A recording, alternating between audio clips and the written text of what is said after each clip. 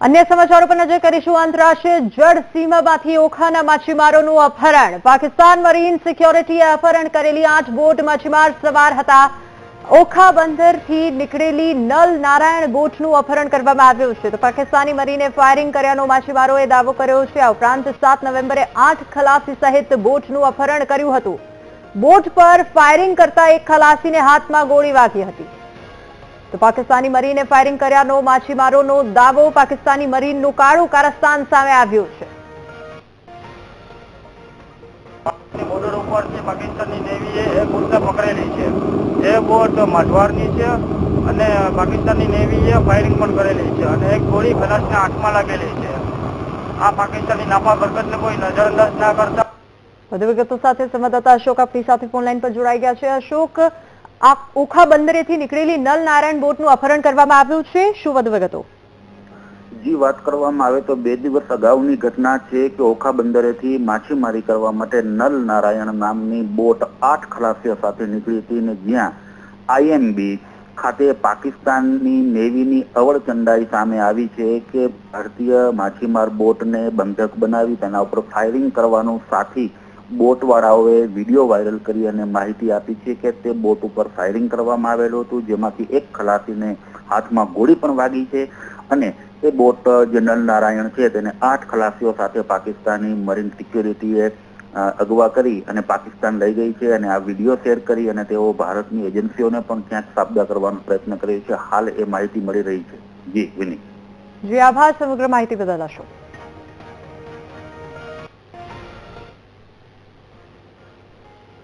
તો આ તરફ નેપાળ ફરવા ગયેલા બારડોલીના કડુદ ગામના પિતા દીકરીના મૃતદેહ મળી આવ્યા છે। ભારે હિમવર્ષાના લીધે બંને સંપર્ક વિહોણા થયા હતા।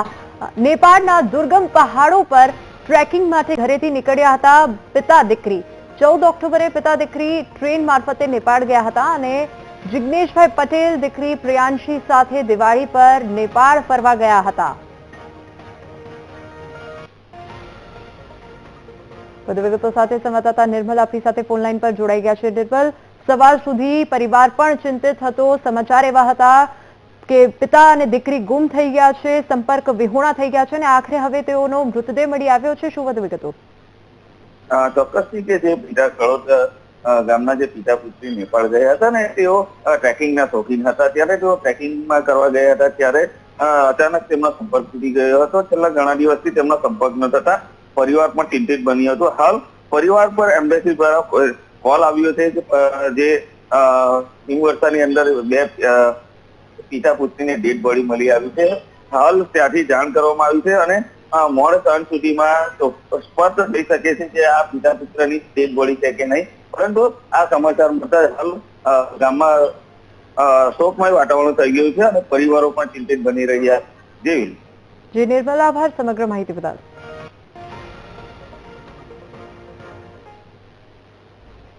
તો આ તરફ ગીર સોમનાથના વેરાવળમાં દરિયા કિનારે ગુમ થયેલી યુવતીનો મૃતદેહ મળી આવ્યો છે। 2 દિવસ પહેલા પ્રી વેડિંગ શૂટિંગ દરમિયાન દરિયામાં તણાઈ હતી યુવતી અને માંગરોળમાં માછીમારોને દરિયામાંથી યુવતીનો મૃતદેહ મળી આવ્યો છે। માછીમારી કરવા ગયેલી બોટના માછીમારોને યુવતીનો મૃતદેહ મળી આવ્યો। પ્રી વેડિંગ દરમિયાન ઊંચા મોજા ઉછળતા દરિયામાં યુવતી તણાઈ ગઈ હતી। જ્યોતિ પરમાર નામની યુવતીનો 2 દિવસ બાદ મૃતદેહ મળ્યો।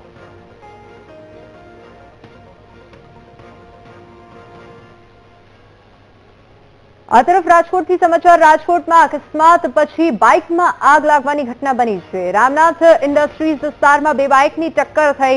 ઘટના પછી બાઇકમાં આગ લાગતા એક વ્યક્તિ ઈજાગ્રસ્ત થયો છે, તો ઈજાગ્રસ્તને સારવાર માટે હોસ્પિટલમાં દાખલ કરવામાં આવ્યા છે।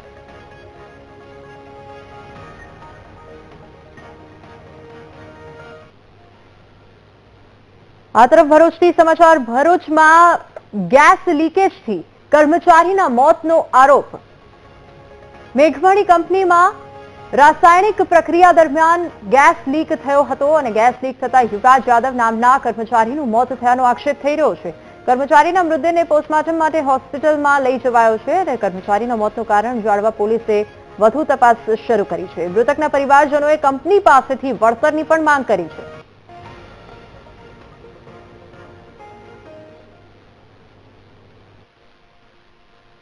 1:04 4 વાગે કંપનીથી ફોન આવ્યો કે કાકા આવું છે, તમે કે જોડવા આવી જાઓ કે તમે કોણ તમારો છોકરો કઈ કંપનીમાં હતો?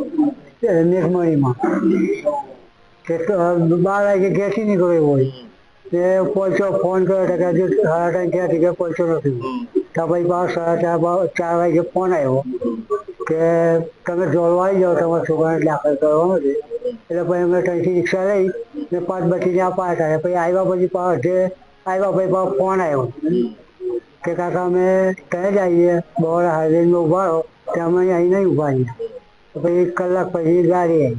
અમારા સસરા છે, મારો સારો મેઘમણીમાં ગેસ લાગવાથી ઓફ થઈ ગયો છે. શું ઈચ્છો છો? કંપનીને માંગીએ છે પણ હવે એ કંઈક જવાબ આપતા નથી. શું કીધું તમારા કંપની વાળાએ? એ કંઈક આગળ વાત જ નથી કરતા. તમે પીએમ કરવા માંગો છો કે નહીં? પીએમ કરવા માંગીએ છીએ પણ પેલું કેવું કે કંઈક વળતર કંઈક કરે તો પછી એની આગળ વાત થાય. આ તરફ સમાચાર બોટાદથી. બોટાદમાં ઓનલાઈન ફ્રોડના કિસ્સાઓમાં સતત વધારો થઈ રહ્યો છે. ક્રાઇમ બ્રાન્ચે ઓનલાઈન ફ્રોડ કરનારા 4 શખ્સોને પકડી લીધા છે. રાણપુર તાલુકાના અડવ ગામના શખ્સોને ઝડપી કાર્યવાહી હાથ ધરી. પોલીસે કુલ 6 શખ્સો સામે ફરિયાદ નોંધી છે. પરેશ વદાણી, સુનિલ બાવળિયા, ભવદીપ બાવળિયા, નિલેશ બાવળિયાની ધરપકડ થઈ છે. આરોપીઓ ભાડે બેંક એકાઉન્ટ રાખી ઓનલાઈન ફ્રોડ કરતા હતા એવી માહિતી અત્યારે પ્રાપ્ત થઈ રહી છે. આ લોકો પોતાના તથા અન્ય વ્યક્તિઓના બેંક એકાઉન્ટ ભાડે મેળવી એમાં કમિશન ખાઈ અને તેમાં ઓનલાઈન ફ્રોડના નાણાંઓની હેરફેર કરતા હતા. એ આધારે તેઓને અટક કરવામાં આવેલ છે. તેઓની પાસેથી 4 મોબાઈલ અને 51,000નો મુદ્દામાલ કબજે કરેલ છે. આ લોકોના એકાઉન્ટમાં આશરે 3 કરોડ જેવી ટ્રાન્ઝેક્શન ફ્રોડની રકમની વ્યવહાર થયેલા છે. તો આ બાબતે હું લોકોને જણાવવાનું કહીશ કે લોકોએ સામાન્ય માણસોએ પોતાના બેંક એકાઉન્ટ અન્ય કોઈ વ્યક્તિઓને ભાડેથી કે કમિશનથી આપવા નહીં.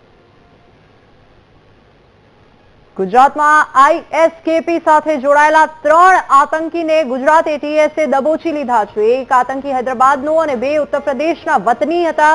પકડાયેલા આતંકીઓ બનાવવાના હતા સાયનાઇડ કરતા ખતરનાક ઝેર. લોકોને મારવા માટે બનાવવાના હતા રાઇઝન નામનું ઝેર અને રાઇઝન ઝેરથી દેશમાં મોટા પ્રમાણમાં લોકોને મારવાનો પ્લાન તેઓએ કર્યો હતો. આ ઝેર ખોરાક મારફતે શરીરમાં જાય તો માણસનું મોત થઈ શકે એટલું ખતરનાક હતું. અને એક આરોપીએ હૈદરાબાદમાં ઝેરી કેમિકલનો સંગ્રહણ પણ કર્યો હતો. આ ઉપરાંત હૈદરાબાદના આતંકી અહેમદ સૈયદને છે પોતાની હોટલ, એ હોટલનો માલિક છે, હોટલ ચલાવે છે. જમવાનો મોટો ઓર્ડર આવે ત્યારે આ કાવતરું કરવાનો હતો એવી પ્લાનિંગ તેઓએ કરી હતી. અહેમદ સૈયદે 2008 થી 2013 સુધી ચીનમાં કર્યો હતો MBBSનો અભ્યાસ. આતંકીઓ પાસેથી 3 પિસ્તોલ, કારતૂસ અને કેમિકલ જપ્ત કરવામાં આવ્યો છે. 3 આરોપીએ અમદાવાદ, લખનઉ, દિલ્હીની કરી હતી રેકી. આ સાથે જ એકની અડાલજથી ધરપકડ બાદ 2 આતંકીની બનાસકાંઠાથી ધરપકડ થઈ છે. 3 આતંકી સામે યુએપીએ હેઠળ ગુનો પણ નોંધાયો છે અને એક આતંકીના 17 તારીખ સુધીના રિમાન્ડ મંજૂર થયા છે. ડોક્ટર અહેમદ મોહિદ્દીનની, અબ્દુલ કાદર જિલાની, મોહમ્મદ સેહુલ, મોહમ્મદ સુલેમાન અને આઝાદ સુલેમાન સૈફની એટીએસે ધરપકડ કરી છે. એનાથી MBBSની ડિગ્રી પણ ધરાવે છે. ઘણો બધો સ્ટડીની રીતે, લેંગ્વેજની રીતે ઘણો જાણકાર માણસ છે. એ સોશિયલ મીડિયા ઉપર ઘણી બધી ફોરેન એન્ટિટી જોડે કોન્ટેક્ટમાં હતો. આ જ એન્ટિટીમાં એક અબુ ખદીજા નામની એક એન્ટિટી જોડે પણ એ કોન્ટેક્ટમાં હતો, જેની આઈડેન્ટિટી આ માણસ એક ISKPના આમિર તરીકે એને ઓળખે છે. એના મારફતે એ ભારતમાં આતંકવાદી કારવાઈ કરવા માટે એ ફંડની જમા કરવા માટેની કામગીરી અને સાથે સાથે વેપન્સ કલેક્ટ કરવા માટેની કામગીરી એના માર્ગદર્શનમાં પણ એ કરતો હતો. આ જ પ્રક્રિયા હેઠળ એને આ ગાંધીનગર કલોલ પાસેની એક લોકેશન મળી હતી, જેના ઉપરથી એને આ વેપન્સની ડિલિવરી લેવાની હતી. આ વેપન્સ એને કોણ આપી ગયો એ બાબતે જ્યારે તપાસ કરવામાં આવેલી તો એના ફોન ડિટેલ્સમાંથી અમને એક ફોન નંબર પણ મળી આવેલો, બીજી ઘણી બધી ડિટેલ્સ પણ મળી આવેલી. એ નંબરની જ્યારે અમે તપાસ કરી તો એ નંબર મુવમેન્ટ કરતો હતો ગુજરાતથી બહાર બાજુ, એના બનાસકાંઠા પાસે સ્ટેટિક હતો. નામનો એક બહુ પોટેન્ટ, બહુ અતિ શક્તિશાળી ઝેર હોય છે, એને બનાવવા માટેની પ્રક્રિયા એ હાથ ધરેલ હતી, જેના માટે જે રો મટીરિયલ છે, કેમિકલ છે અને જે ઇક્વિપમેન્ટ્સ આને જરૂરી હોય છે એ બધા પણ એના દ્વારા પ્રોક્યોર કરી લેવામાં આવેલ હતા. એના દ્વારા એ પ્રારંભિક જે એની પ્રોસિજર છે એ પણ ચાલુ કરી દીધી હતી. જે રીતે આ રાઇઝિન નામનો જે પોટેન્ટ ઝેર બનાવી રહ્યો છે, જેની કે બહુ નાની ક્વોન્ટિટી પણ બહુ વધારે લોકો માટે સફિશિયન્ટ હોય એને ડેડલી મારવા માટે, કહેવાય છે કે સાયનાઇડથી પણ વધારે પોટેન્ટ છે. તો આ તરફ ગણોત ખેડૂત માટે સુરતના ઉદ્યોગપતિની મોટી જાહેરાત. જાણીતા ઉદ્યોગપતિ પિયુષ દેસાઈ ગણોત ખેડૂતને 7,500 રૂપિયા ચૂકવશે.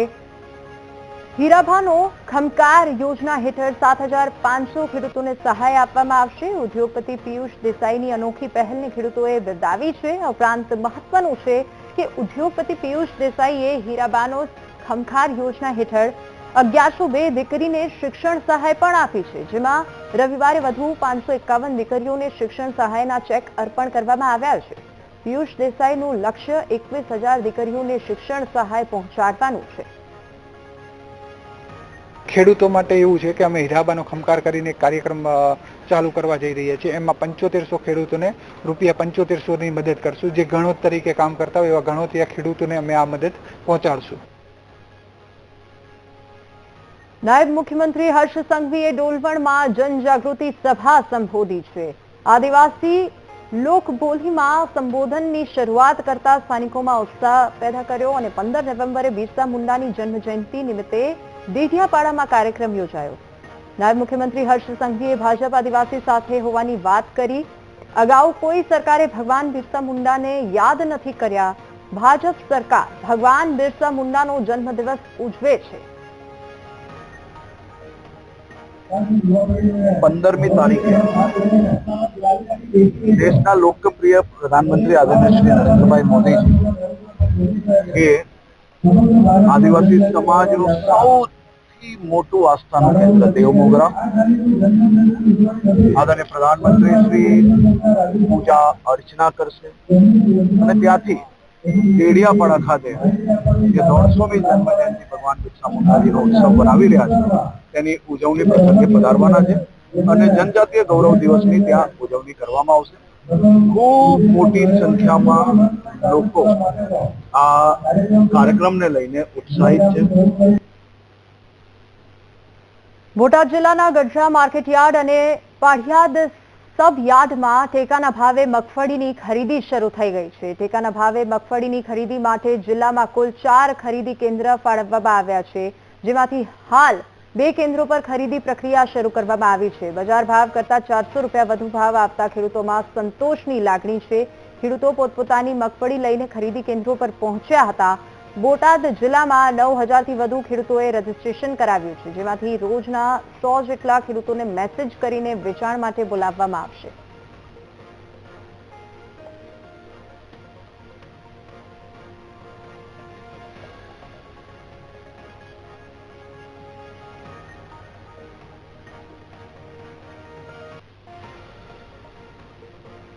ટેકાના ભાવે યાર્ડમાં શરૂ થયો એટલે હું સિંગ લઈને આવ્યો છું અને સરકાર 1452 રૂપિયે ખરીદી કરે છે. એમાં ટેકાના ભાવથી અને બહાર તેનો ભાવ 1000થી 1050 થી 1100 સુધીનો આવે છે. તેથી સરકાર 300 થી 400 રૂપિયાનો ભાવ વધારો આપે છે સરકાર, એટલે અમને ખેડૂતને આનંદ છે.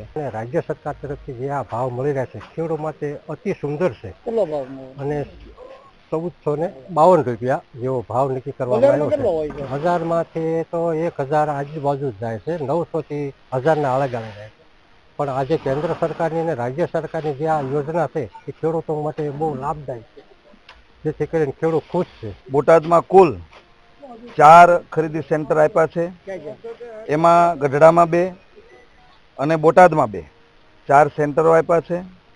અને બોટાદ જિલ્લાની જે રજીસ્ટ્રેશન થયું છે, જે ખેડૂતોએ મગફળીનું રજીસ્ટ્રેશન કરાવ્યું છે એ 9000થી વધુ ખેડૂતોનું રજીસ્ટ્રેશન થયું છે. આ 4 સેન્ટરોમાં ખરીદી થવાની છે.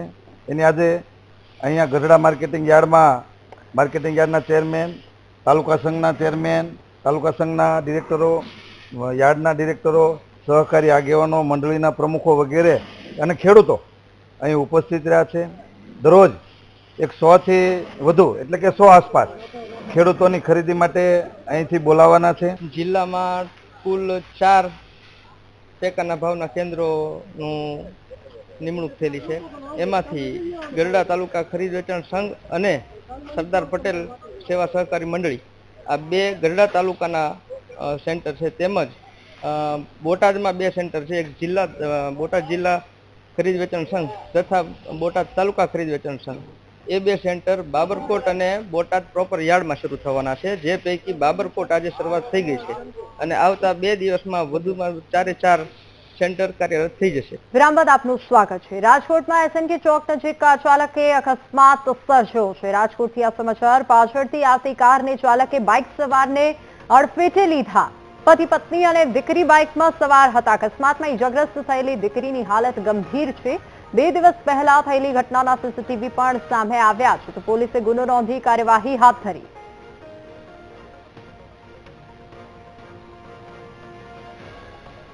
અકસ્માતમાં ઈજાગ્રસ્ત થયેલી દીકરી અકસ્માતમાં ઈજાગ્રસ્ત થયેલા જે લોકો છે તેમને દવાખાનામાં દાખલ કરવામાં આવ્યા છે. દીકરીની હાલત ગંભીર છે. 2 દિવસ પહેલા થયેલી ઘટનાના સીસીટીવી પણ સામે આવ્યા છે. દ્રશ્ય આપ સ્ક્રીન ઉપર જોઈ શકો છો કે કેવી રીતે અકસ્માતની આ ઘટના ઘટી હતી.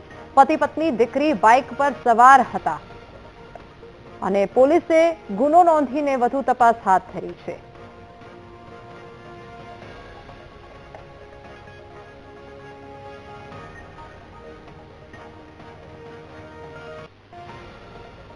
ભરૂચના આમોદમાં અજીબોગરીબ કિસ્સો સામે આવ્યો છે. હડકવાગ્રસ્ત ભેંસનું મૃત્યુ થતા કોબલા ગામમાં અરેરાટી ફેલાઈ ગઈ છે. હડકવાગ્રસ્ત ભેંસનું દૂધ પીધેલા ગ્રાહકોને વેક્સિન મુકાવવાની ફરજ પડી છે અને સાંજ સુધીમાં 32 લોકોએ આરોગ્ય કેન્દ્રમાં વેક્સિન મુકાવી છે. જોકે મહત્વનું છે કે જયેન્દ્રસિંહ પ્રવીણસિંહ રાજની ભેંસને હડકવાગ્રસ્ત શ્વાને બચકું ભરી લીધું હતું, જેના લાંબા સમય પછી ભેંસને હડકવા ઉપડ્યો હતો. જેની જાણ થતા ભેંસના માલિક અને ગામ લોકોની ચિંતામાં વધારો થયો હતો, કેમ કે ભેંસે બચ્ચાને જન્મ આપ્યો તેના 3 દિવસ બાદ તેનું મોત થયું હતું, જેના કારણે તેનો દૂધનો ઉપયોગ કરનારા તમામ લોકોની ચિંતામાં પણ વધારો થયો. हमारे यहाँ एक बहुत ही ज़्यादा अजीब केस सामने आया। यहाँ हमारे बाजू में एक कोबला गांव करके है, वहाँ पे एक भैंस को एक कुत्ते ने काट दिया। उस वजह से वो भैंस को हड़कवा गया था और वो भैंस मर गई, लेकिन वहाँ के पूरे गांव ने, वहाँ के सारे ग्राहकों ने वो भैंस का दूध पिया था। तो आज हमारे यहाँ पे वो सारे ग्राहकों को हमने हमारी तरफ से प्रोफाइलैक्सिस वैक्सीन बूस्टर दिया है फॉर ARV। एट प्रेजेंट हमारे यहाँ पे ऑलमोस्ट 32 वैक्सीन लेने के लिए 32 पेशेंट्स आ चुके हैं और अभी भी और बाकी आने के हैं। ભેંસને લક્ષણો હતા હડકવાના, એટલે પછી અમે ડોક્ટરને બોલાયા. ડોક્ટર કે આવે હડકવા જ છે એટલે પછી એને 2-3 દિવસ પછી હવે ભેંસ મરી ગઈ છે. અમારા ત્યાંથી ગ્રાહક હતા દૂધના, એ બધાને અત્યારે વેક્સિન મુકાવવા લાયા છે. રાજકોટથી 86 કિલોમીટરના અંતરે આવેલો ઐતિહાસિક દરબારગઢ જર્જરિત હાલતમાં થઈ ગયો છે. રાજકોટના ધોરાજીનો દરબારગઢ ગુજરાતના પ્રસિદ્ધ કિલ્લાઓમાંનો એક છે, જે ઐતિહાસિક અને જાજરમાન બંને રીતે અત્યંત મહત્વ ધરાવે છે. ગોંડલના રાજવી ભાકુભાજીએ 17મી સદીના ઉત્તરાર્ધમાં 2 મજલાનો મહેલ બનાવ્યો હતો. 2 મંજિલનો આ મહેલ હતો અને પથ્થર પર સુંદર કોતરણી અને ખાસ કરીને ઝરૂખા અને બારીઓનું અલંકરણ નોંધપાત્ર છે. આ કોતરણીમાં સિંહ, હાથી જેવા વન્ય પ્રાણીઓના શિલ્પ અને ભોયતળીએ દંડાધારી દ્વારપાળોનો શિલ્પો દરબારગઢની સુંદરતા વધારે છે. આશરે 17મી સદીમાં બનેલો રાજાશાહીના વખતનો મહેલ આવેલ છે. આ મહેલને સરકારશ્રી દ્વારા રક્ષિત સ્મારક જાહેર કરવામાં આવ્યો છે, પરંતુ હાલમાં જોઈએ તો આ જે મહેલ છે એ ખંડેર હાલતમાં બની ગયેલ છે. એમાંથી ઉપરથી કાંગરાઓ ખરી રહ્યા છે, પરંતુ આ તંત્ર દ્વારા કોઈ દરકાર લેવામાં આવતી નથી અને કોઈ એનું રિનોવેશન કરવામાં આવતું નથી. જો આ મહેલને રિનોવેશન કરવામાં આવે તો વિદેશથી આવતા પ્રવાસીઓ પણ આ સ્થળની મુલાકાતો લેતા હોય છે અને ધોરાજીની એક આગવી ઓળખ તરીકે ઊભું થાય અને લોકોને રાજાશાહીના વખતના જે મહેલો બનેલા છે એને જોવાનો લાભ મળી શકે. પોરબંદરને જીવંત રાખતો મત્સ્ય ઉદ્યોગ ભાંગી પડ્યો છે, તેમાં પણ સામાન્ય સુવિધાઓના અભાવે માછીમારો અસહ્ય હાલાકી વેઠવી રહ્યા છે. પ્રાથમિક સુવિધા માટે માછીમારોને છેલ્લા ઘણા વર્ષોથી સરકારને લેખિત અને મૌખિક રજૂઆતો કરી છે, પરંતુ હજુ સુધી બંદરમાં પાયાની સુવિધા જેમ કે ફાયર સર્ટિફિકેટ, ફાયર સેફટી, શૌચાલય, પીવાનું પાણી નથી મળતું. પોરબંદરની 5000 જેટલી નાની મોટી ફિશિંગ બોટો બંદર પર લાંગરેલી હોય છે.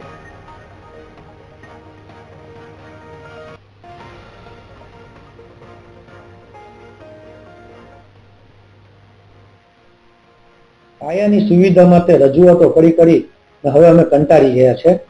કેમ કે ફિશરીઝમાં રજૂઆત કરીએ તો તે કહે છે કે જીએમબીમાં રજૂઆત કરે છે તો કહે છે ફિશરીઝમાં. નેતાઓને કરીએ છીએ તો ગાંધીનગરથી થશે. ગાંધીનગર રજૂઆતો કરીએ એમ સીએમ સુધી અમે રજૂઆતો કરીને હવે કંટાળી ગયા છે કે આ રજૂઆતો અમે લઈને જાય તો ક્યાં. અમે હવે ભગવાન ભરોસે જ છે. અને જો બંદરમાં પાયાની સુવિધાના નામે જીરો છે, નથી ફાયર સેફટી, નથી શૌચાલય, નથી લાઇટ, નથી પીવાના પાણી પણ. અગર અહીં ક્યાંય પાણી પીવાનું જોતું હોય ને તો પણ એ વેચાતું લેવું પડે, નથી કોઈ સુવિધા. અમારી જે માંગણી છે, માનો કે લાઇટ, શૌચાલય, આગનો બનાવ બને તો કોઈ પણ જાતના ફાયર બ્રિગેડનું કંઈ અમારી પાસે માનો કે એને આગ બુઝાવવા માટેના કોઈ વાહનો બંદરના અંદર સુવિધા ન હોય. ઘણા વર્ષોથી આ પડતર પ્રશ્નો છે, એની રજૂઆતો અવારનવાર કોર્ટ ઓફિસ છે, ફિશરીઝ ડિપાર્ટમેન્ટ છે, ઇવન રાજકીય નેતાઓને પણ અમારી જે માંગણી છે એ અમારા માનો કે પ્રમુખો દ્વારા કરવામાં આવેલ, પણ હજુ સુધી એનું કોઈ નિરાકરણ કરવામાં આવતું નથી. પોરબંદર ફિશિંગ હાર્બર ખૂબ જ મોટું ફિશિંગ હાર્બર છે. ત્યાં જે ફાયર સેફટીની સુવિધા હોવી જોઈએ તેના માટે આ કચેરી દ્વારા એક કોટેશન કઢાવી અને ફાયર સેફટીની સુવિધા ઊભી થાય આપણા એફટીડી વિસ્તારમાં, એના માટે વડી કચેરી કક્ષાએ દરખાસ્ત કરવામાં આવેલી છે. એ દરખાસ્ત વડી કચેરી કક્ષાએ પેન્ડિંગ છે, જે એમાં એની કાર્યવાહી હાલ ચાલુ છે. એવું બંદરનું કામગીરી હાથ ધરવામાં આવશે. એની સાથે સાથે ફાયર સેફટીની સુવિધાઓ પણ ફિશરમેનો માટે ઉપલબ્ધ કરાવવામાં આવશે. સાથે સાથે જે ફિશિંગ બોટો આપણે જાય છે તેમાં વોલ્યુન્ટરી તમામ ફિશિંગ બોટોના માલિકોને એન્જિન રૂમમાં ફાયર સેફટીના સાધનો રાખવા માટે પણ આપણે એ સૂચિત કરેલું છે.